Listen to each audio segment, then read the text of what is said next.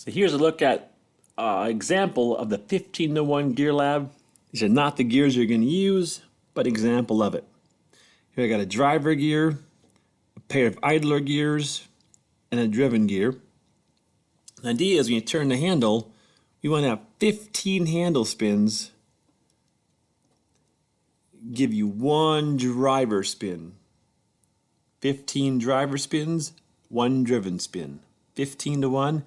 This is not the gears you want, but this is kind of how it's built, in which we have a driver, spinning this idler, and they share an axle with this driver spinning this driven.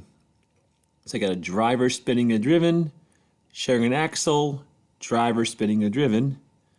Here we have a 12-tooth gear, a 60-tooth gear, a 12-tooth gear, an 84-tooth gear. So the math in this here is driver to driven, driver to driven.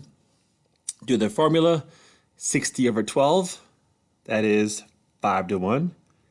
84 over 12, that is what? 7 to 1. So 5 to 1, 7 to 1. This is a 5 times 7, or a 35 to 1 ratio.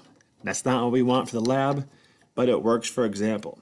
So 35 spins will give me one spin. So kind of use that model and the math to figure out, to make a 15 to 1, what's it going to take? Because 5 to 1 and 7 to 1 make 35 to 1. What makes 15 to 1?